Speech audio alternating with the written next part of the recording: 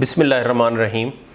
अच्छा, ये जो टॉपिक हमने चूज़ किया है, ये जो हमारे पिछले एक हफ़्ते में हमारे पास केसेस आई हैं उनके बारे में था और बड़ा क्रिटिकल था। तो इसमें एक तो कम्युनिटी गाइडलाइंस ज़रूरी हैं, कम्युनिटी को एजुकेट करना ज़रूरी है, यानी ये कॉमन सी चीज़ है लेकिन इतनी रिपीटेडली हमारे पास हो रही है।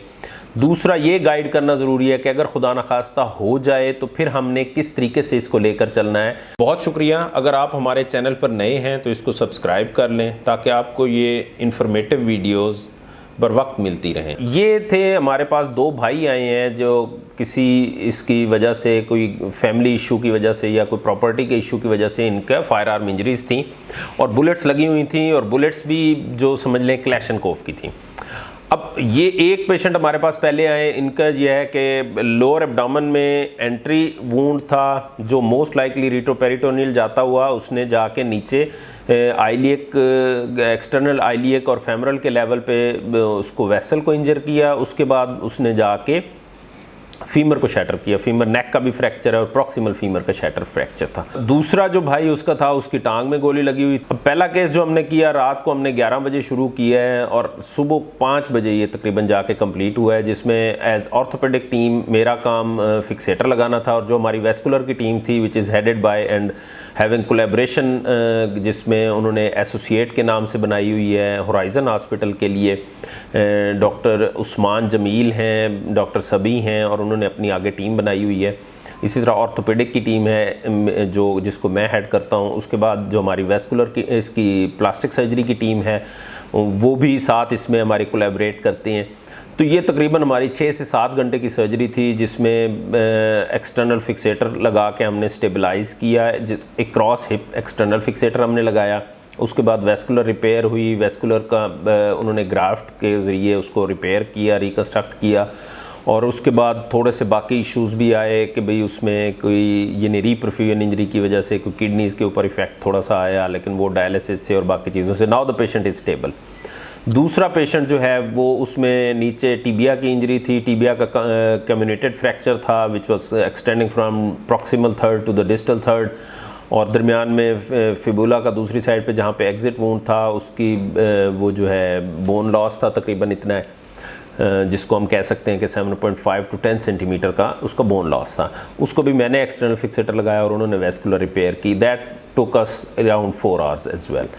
अब ये यानी कि हमारे बेसिकली मेरा इसमें ये वीलॉग करने का मकसद ये था कि ये इतना अब हमारी कम्युनिटी में कॉमन होता जा रहा है कि एक तो वेपन्स हमारे पास, अनऑथोराइज्ड वेपन्स हमारे पास मौजूद होते हैं, कोई उसका लीगल चैनल नहीं है। फिर उसके बाद इनटॉलरेंस इतना है कम्युनिटी के अंदर कि भाई छोटी छोटी बात पे इस तरह के इश्यूज़ या इस तरह के वो क्रिएट कर देना।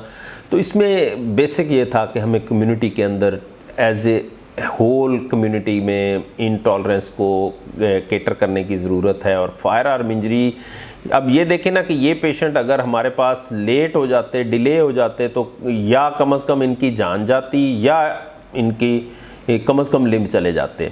अब ये लकीली अब ये गवर्नमेंट सेक्टर में कोई 4-6 घंटे या वहाँ पे रहे, किसी ने कोई सुनवाई नहीं की। फिर ये हमारे पास होराइजन हॉस्पिटल आए तो अल्हम्दुलिल्लाह वहाँ पे हमारे पास डेडिकेटेड टीम है जिससे फिर हमने वो करके ये सारा प्रोसीजर किया। So this all about is जो हमारे थंबनेल में भी हमने डिपिक्ट किया है कि जी फायर आर्म इंजरी जो है आइदर या तो जान जाएगी या लिम्ब जाएगा। अब उसको बचाने के लिए जो डॉक्टर्स की एफर्ट होती है, फिर उसके बाद ये है कि ऑल द वे ब्लेम कर दिया जाता है डॉक्टर को कि जनाब वो डॉक्टर्स ने केयर नहीं की। तो ये सारे इश्यूज़ हमें एज ए कम्युनिटी इसको केटर करने की ज़रूरत है, जिसमें गवर्नमेंट का भी रोल है, लेकिन जो सबसे ज़्यादा इम्पॉर्टेंट रोल है वो बड़ों बुज़ुर्गों का है कि बच्चों को और इनको समझाने की ज़रूरत होती है और उनमें टॉलरेंस क्रिएट करनी होती है।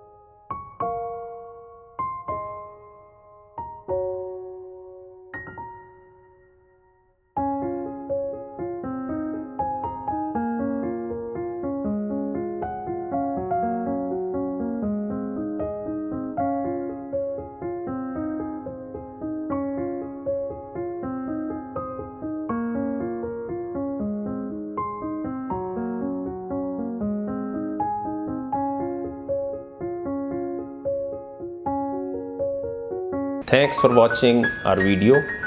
If you are new on my channel, please subscribe so that you can get informative videos in time.